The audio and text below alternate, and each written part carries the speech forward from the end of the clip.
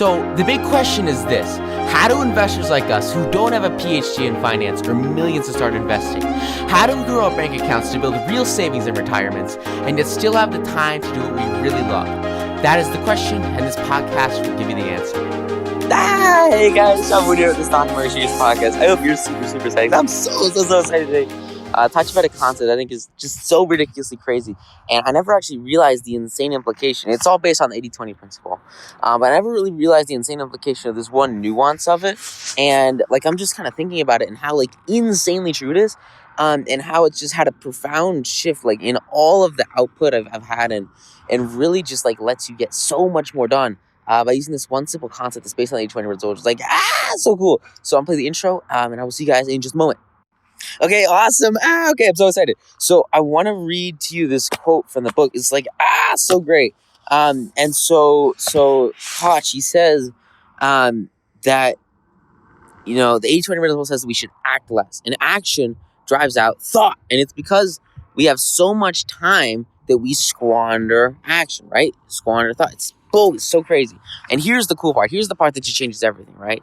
The most productive time on a project is usually the last 20%, simply because the work has to be completed before a deadline. That's so insane, so crazy. Because productivity on most projects could be doubled simply by having the amount of time for their completion. This is not evidence that that time is in short supply. All right, this is just absolutely insane, so crazy, so powerful. And oh my gosh, I was doing the math on it, and just because I was is this really true? And so when I was writing at noon, basically it's 300 pages, and then there's another 40 or 50 pages. It's just works cited. Those are the rough numbers, okay? And so the idea of the 80-20 principle, right? This idea that the last 20% produces 80% of the results, which is just so powerful. And he doesn't say exactly 80% here, but it's close to that ratio, right? And so I give myself a little bit more than half a year to write the book, right? And at least the writing part, not everything. But so anyway, I'm thinking about this. And it's obviously, right, there's more than just the writing time that goes into it. There's years and years and years of actually investing to learn how to do this. But as I think really critically, I think, okay, well, what's 80% of 300 pages? And that's about 240 pages, right? So, roughly you're looking at basically 240 pages. And I'm thinking about this concept and okay, well, what's, 20% of the time I had to write this book? And it's right about a month and a half, a little bit more than that. And I'm okay, let me think about this. And I'm remembering back to when I was writing the book, and I'm remembering as I got closer and closer and closer and closer to that deadline. Some of you guys know I took a month off to do 70 college applications and all these scholarships and stuff. So that was in October, right? And so the deadline was what? It was Christmas Eve. So my month and a half was basically December and half of November. And I'm thinking what was really going on in that time period? And I remember it very vividly because it was one of the only times in my life towards the end of November, basically all November, it was No Shave November. I didn't even realize that until 3/4 of the way through. But November was at least November of that year, was one of the few times in my life when I actually just stopped shaving, and I grew this giant beard. I mean, it was the funniest look I'd ever had. Just because I had literally zero time whatsoever. I was literally spending 24 hours a day writing the book. And it was so crazy. And I'm remembering this and I'm thinking about it. And I realized that going into November, I basically had about 100 pages written.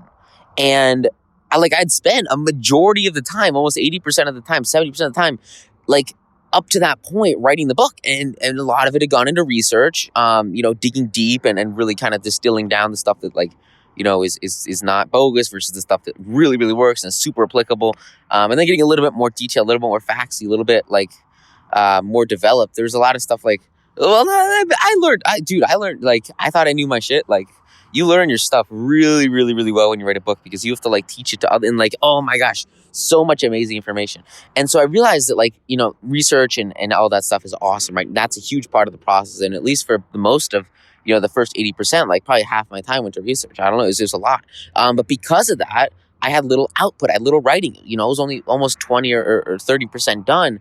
And I read this quote and I was wait a minute, is this really true? Because now that I think about it, in the last 20% of the time I had on my, personal hard set deadline to write this book, 80% of the actual writing got done.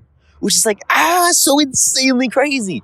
And like, I knew for a fact when I set my deadline for Christmas Eve, like I can achieve, like the mind can achieve anything that it wants, right? I mean, just core foundational concept. Like if you have a goal and you give yourself a specific deadline, a specific goal, and you know exactly what's going to happen, and you freaking just commit to it and remind yourself every single day of that objective, like it will happen. I mean, it's just straight facts, right? And so this is so crazy because I remember I set the goal and I set the deadline, and it was like I made the decision fairly quickly that Christmas Eve was it. And I was like, wow, that's it. It's done. I can't believe that. And what's crazy is like the first day I started writing, the first day I sat down and I opened up Google Docs and I typed, 9 to noon, the secret workday of uber wealthy Americans, like just into the title and on the first page of that document. Like I knew in my mind that in, less than a year, that was going to be a published book and a national bestseller, which is like, so fun. But like, I saw the deadline and I said, like, you just visualize it as a reality. And that's the key, right? And that's the key to any kind of project, any kind of work, any kind of business. And especially if it's like hard set, this is the objective, get it done, right? And what's really interesting is like, even though I knew that was deadline, even I could have picked anything in the world, right? I think this still would have applied, right? The last 20% of the time is when a vast majority of the actual writing got done, which is like so crazy because I was working the same amount of time, but what changed was like my actual ability to increase my output, right? And it's all based on internal ability and more significantly, the mental state you're in. So the mental state is so radically shifted by this deadline, by this opportunity, by this idea that like you must get it done. And as you get closer and closer and closer to that pressure, it freaking happens. And a vast majority of the work gets done at the last 20% of the time. And I have 2 more examples I want to talk to you guys about today. Applying this concept because I think it's so huge. And I know that if you can like lock this in your mind, it'll change absolutely everything for you and really, really allow you to get like 10 times more things done in half the time. So there was this opportunity for a scholarship, and this scholarship opportunity, it was like, you get a team together for it was like sponsored by Toshiba, and they have like this prize where, you propose a project for like NASA or something. And if you win in your grade level range, then everyone on the team gets like 10 grand, which is like, so cool. Right. And so I saw this project, but it was like towards the end of November. And I was like, dude, I don't have time. I'm writing a book, it's not going to happen. And what happened was so interesting. So like I put it on my calendar and I thought the deadline was like in March or something. And so I put it on my calendar for like the beginning of February, or maybe the end of January or something like that. And I think it's beginning of February. Put it in my calendar and I say, okay, you know what? Not a problem. I'm going to leave it there. We're going to be solid. It's going to be great. We'll work on it after the book's published and all that great stuff. And so, jump forward a couple of months. Time goes by and like everything's ready. We're all getting set up and the book's published. It's been national bestseller instantly. So exciting. And so I'm like, okay, cool. You know what? Let's do this. I see the science thing on my calendar and it's the day I put it on my calendar. And so I'm like, all right, cool. Let's get working on this. So I pull it up. I get the details. And I'm thinking about, who should my teammates be? Because you make like a little team. And I see the deadline for the project on their website. And it's about a Tuesday night. And the deadline is Friday at midnight. And I'm like, what? Because like, this was like a giant, like this was no small feat. This was a big project. And like, and so I'm like, okay, all right. I realized I sat back and I said, you know what? I know that like we can achieve this, we can make this happen, and we can turn this into a reality. And so like the first thing I did was pick up the phone and just start cold calling people, and friends and people that were really into science. And I had like a really great success rate. Everyone, like, it was just, they were so kind, so helpful, so generous, with their time, with their energy, with their efforts. I was like, hey, do you want 10 grand? They're like, yeah, I want 10 grand. I'm like, okay, cool. Let's do this scholarship thing. And so we got a team together of 4 people, right? And that was sort of like the size that they wanted for the event. And so we come together after school, like or we get it all set up, get all the paperwork. I print out like tons of the paperwork for it, so it gives out all the rubrics and the guidelines. And I'm like, guys, this is due on Friday at midnight. Like, we don't have time to junk with. So I give everyone all the documents like the next day, and then after school, like everyone meets, we all meet together, and we're like, okay, we're gonna plan this whole thing out. It's gonna be freaking 10 out of 10. And at the beginning, like a lot of those group members, they were like, this is impossible. This deadline's too tight. There's no way it can happen. Because in reality, we were going against teams that were, literally spending months and months and months and months preparing these projects. And I was like, dude, that's not going to happen. We have 3 days. And, oh man. So we get together after school. And okay, so like, guys, what do you want to do this project on? I gave them I gave them all the details, and they were like, we should do it on this. We should do it on this. We should do it on this. Eventually, we kind of pooled all the ideas together. And we decided that we were going to do it on, there's this like really cool like rocket engine thingy called the Aerospike. And the Aerospike engine like is like basically like a normal rocket engine, except it's like inverted. So like the gas like goes against the like there's like a plume of gas.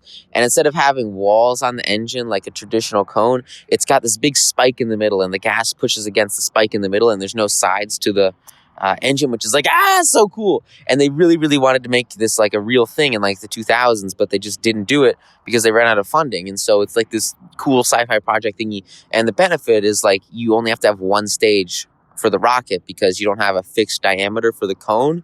And so you can use the same engine at Earth, ground level, at sea level, that you can use in outer space without having to have multiple stages, which is like so cool. And a really, really, really great way to increase efficiencies, decrease costs, increase reusability. It's just all around an amazing technology. And so we decided that we're going to do our project on this Aerospike engine.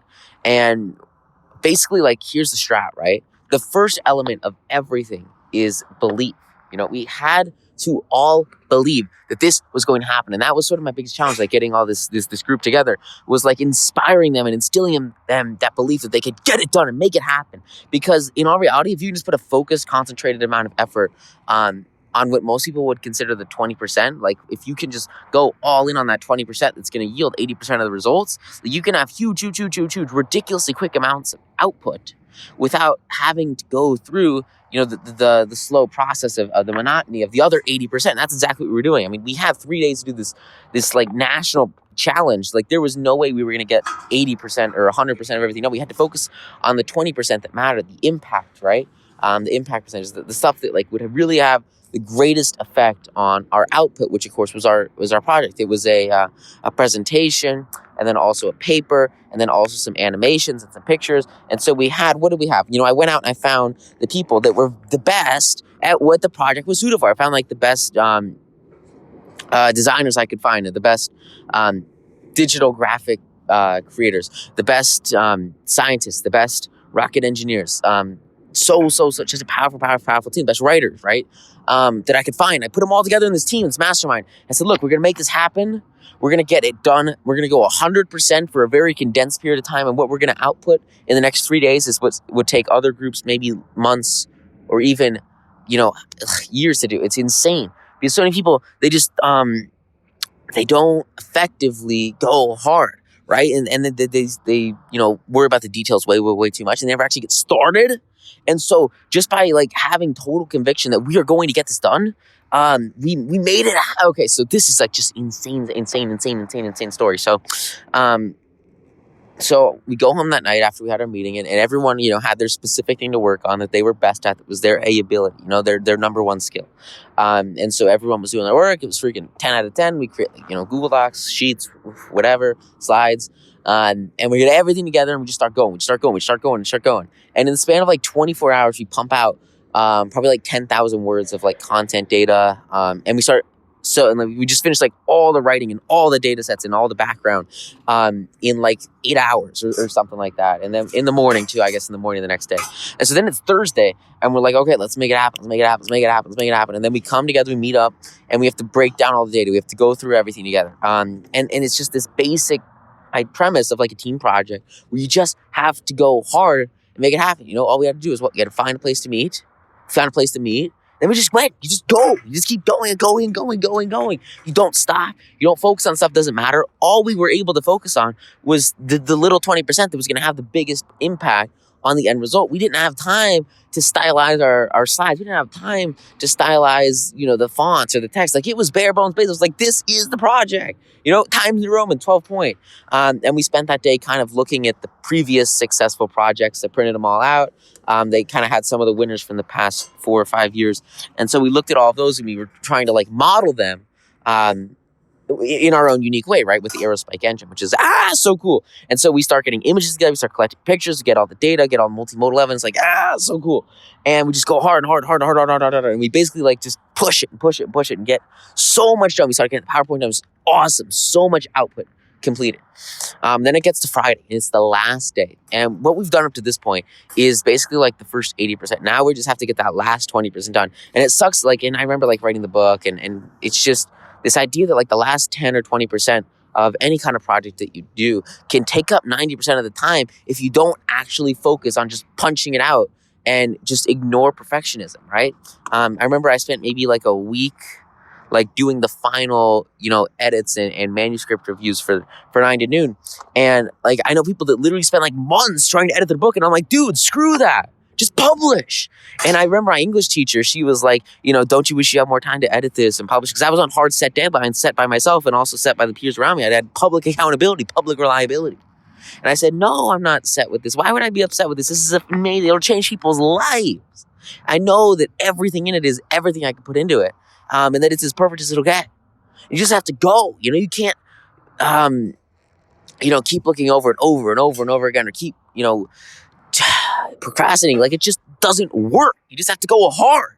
So that's really exactly what happened in this situation with the team, right? So we get everything together. We finish the whole project. Everyone's going so hard as a team. We're all collaborating. It's the best thing ever. We're all on group chats and calls, and it's just so amazing. And then we go home, and I realized this is going to come down to the wire because, like I said, 20%, the last 20% of the time you have is when the most output happens. And so this was the part where everyone was working together to put it all into a cohesive, powerful presentation and make a strong argument about the importance of, investigating and doing further research into the aerospike engine.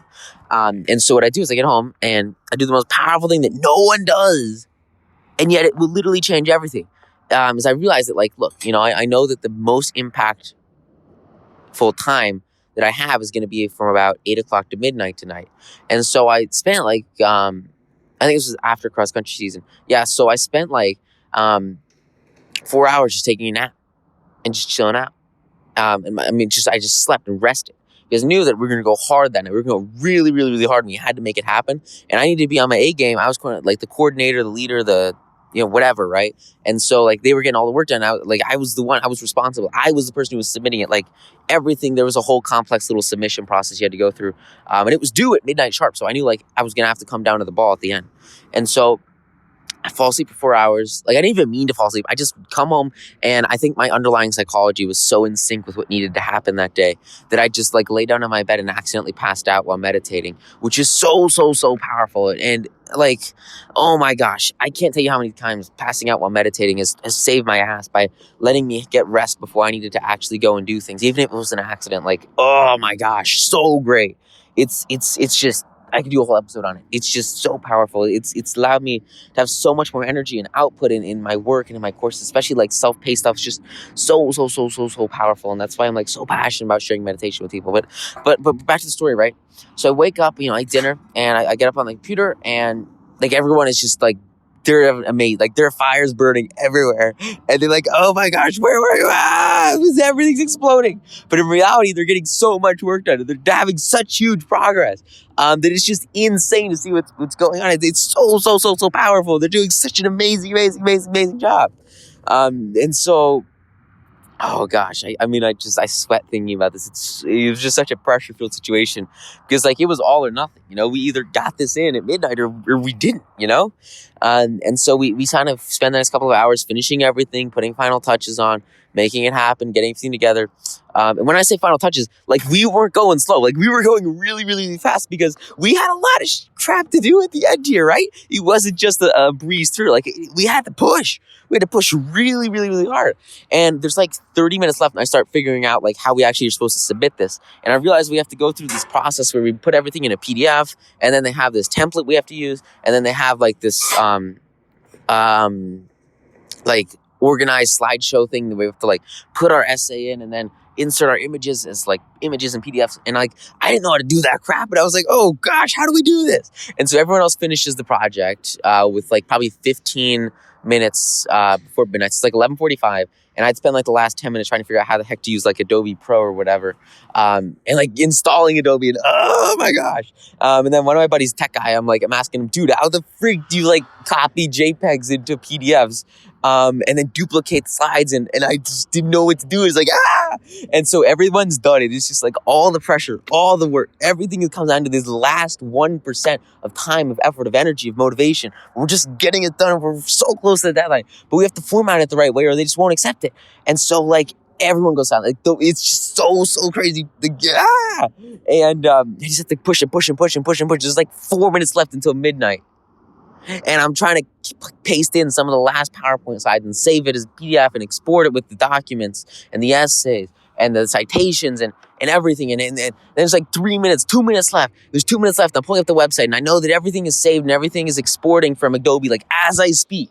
And like it's going through the progress bar. And it's like 55%, 65%, 66%, 67%. I pull up the website and I log in with the password that we set as a team. And I was like the only one who had the document, the only one who can make this happen. Like this was it. It was all or nothing right here, right now. And it's like, I got like a clock up on my other monitor, and the clock, like it goes second by second, right? So I know exactly what time it is. And I know that it's due at midnight sharp. And I've got sort of my laptop over on the right, and it's like, that's sort of what we were video conferencing on. And like everyone's looking at the clock that's like right next to me, that's counting down. We have like 1 minute and 45 seconds to submit this, or it will be gone forever. And the past 60 plus hours that we spent just like pounding this thing out will be totally, completely like just for nothing, right? And it's like so crazy. And so the document finally finishes. I close out Adobe immediately, open up the thingy, pull up the submission portal, and I click like the document as fast as possible. I click upload. There's like 30 seconds left before it's midnight. And it's like uploading just weebits at a time. And then it finally finishes because it's 100%. I click done. And I click upload. And I have to type in everyone's names like 5 seconds. I push submit. And then the clock strikes midnight. And it's done. How cool is that? We finished with like a second to spare. Our submission ticket receipt said it was, it arrived on February, whatever, Friday at like 11:59, 57, 58, like 58 seconds. Like it was right there. It was right at the edge. And like I know without a doubt, looking back at that 80% of our output came in the last 20% of the time. It is like unconditional. And I mean, dude, we were like Papa Chip. It was like everyone was exploding, so excited, so vigorous, so passionate. We're like, I can't believe we just did this.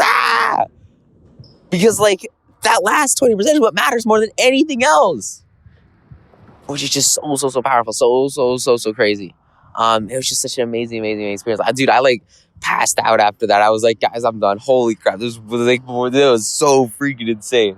I'll see you guys tomorrow. I guess it was Saturday after that. So, I had like conferences, whatever. But oh my gosh, so much fun and so much output. I mean, literally we created in the span of 3 days what would have taken others literally months to do. And we, ranked high in the projects and the rankings, which is nice. We didn't win 60 grand, unfortunately, 50 grand. But we gave it our all. We went 100%. And I'm so proud. And I know that all of us as a team grew so much. And we're able to fundamentally understand at such a higher level the insane power of definite deadlines and that last 20% of time. And focusing all of your efforts and energies on a very condensed time frame instead of, giving yourself 5 months to do it and then finishing it the night before. Like, what if you give yourself 3 days to do it and you finish it the night before, You can have the same exact output or an output that is like marginally similar within a frame of about 20%. And get it done in literally 80% less time. It's just so powerful. so insanely amazing. And it's this idea that like we couldn't set that deadline, but you can set your own deadlines. I set my writing deadlines. I set some of my trading deadlines. Trading's a little bit different because it's like sort of psychological. It's income based. It's a little bit different. You can't like force the market to give you money. Great example. A position this week, quadruple. You can't force the market to quadruple. It just kind of happens as it happens. And so. It's got to be something you have control over. So for us, like we had direct control over, if we wrote this essay, if we finished all the citations, we finished all of our parts, and we put everything together and submitted. Like that was directly under our control. We made it happen by the deadline. So here's sort of my challenge to you, and I'll sort of phrase it to you in an example. So like after I finished the book, I really, really, really wanted to get it published by January 29th. And I had to do like 50 pages of citations over from December 25th to like the beginning of January, the beginning of school, which is like, oh my God. Did not realize I had to do citations until the end there. But so like, I realized that like I've got to get the cover designed and I've got to get everything set up with the publisher. And like, there's a lot of work to do. And like, I can't edit a 100,000 word book in, a month. Like that's very, very tough to do. I can go through it and I can check for spelling errors and commas and capitalization, but like, it's a lot of stuff to like, if I want to fully read the whole thing, like I can like speed read it and I can go through it, but like probably not the most efficient use of my time, right? Because again, I did have to spend a significant chunk of time like actually getting everything else that I needed for the publishing process, like the cover art, the design, and all the planning. There's just a lot of other things to do. I didn't have necessarily a lot of hours every single day to dedicate to this. And so what I did is I printed out the whole book, which is like, it was a lot of paper. And I 3-hole punched everything and I split it up chapter by chapter. Right? So it was like 40 chapters. I split it up to like 20 people or to 20 little sections. Then I went around to school like first day back and I said, hey, can you guys edit a chapter of the book? Like it would mean so much. I'll put your name in the front of it, right? And that's exactly what I did. And I went around, and you could find people, like people want to help you, right? People want to do things for you. And I got people to edit the book. They're like super nice, best people ever. Like, oh my God, I love them. They're amazing. It's so powerful, so cool. It's like, they're the best. And what's cool is like, I had the luxury here of like selecting my deadline. And so here's the interesting thing. So I decided, I didn't want to be like harsh on these guys. Like they were doing this, at gratis, which was so nice, so kind, such a generous thing to do. They were just like donating, their energy, their efforts, their time. It was amazing. And so I decided, okay, well, I don't want to like give them too much pressure, but at the same time, I've got to like get this published. And I'm thinking, it'll probably take me like 2 weeks to actually go through the entire book once I get it back. So I'll give them 2 weeks, and then 2 weeks plus 2 weeks, that's a month. And so that'll be done at the end of the month. So I'm like, okay, guys, you got 2 weeks. I need it by next Friday, because it was a Monday, right? So here's the interesting part. There's like that first 20% of people that gave me back their edits within the first couple of days, within the first week, actually. I'd say about 20% of the chapters I got back. So, 40 chapters, give or take, 10%. I got about 8 chapters, probably about seven or 8 chapters back in the first week and a half. And then in the last 20% of the time, in the last 2 or 3 days, that's when what happens? That's when people get on the grind. That's when people get going. That's when they say, oh crap, there's a deadline. I got to make this happen. And that's when I got back a majority of the work. Like probably 80% of the chapters came back then, and then I'd say probably 15% came back before then, and another 5% people were like a day or two late, not a big deal. I had a bunch of chapters to edit because they made all the edits on paper, and so I had to change it like in the computer, and oh my gosh, so much fun, such an amazing time.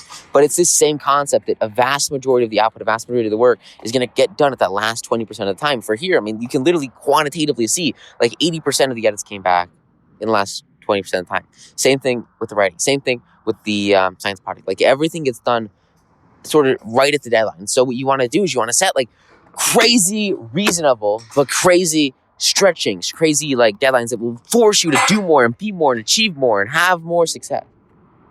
Push yourself to a new limit with that deadline, and dude, it'll change everything. It's so powerful. I know if you can apply this, like it will literally allow you to get so much done so quickly. Because a deadline, it's just, so powerful. And it puts you in that state. It puts you right where you need to be to apply the 80-20 principle, which is just, so amazing. So I hope you guys got a ton of value from this. Go out there and apply it. Absolutely crush it. And really, like, this is one of those things that it's just a game changer. So I really, really, really, really appreciate it. Thank you so much for making the show a success, and I will see you in the next episode. Yay! Thank you. Bye. Want more stock market secrets? If so, go get your free copy of my best-selling book, 9 to Noon. You can get your free copy plus $11,176 of unannounced bonuses it took me years to uncover, completely for free at 9tonoonsecrets.com. Inside 9 to Noon, you'll find the top 38 secrets you can use to double your portfolio every 2 years and make upwards of 10% per trade daily.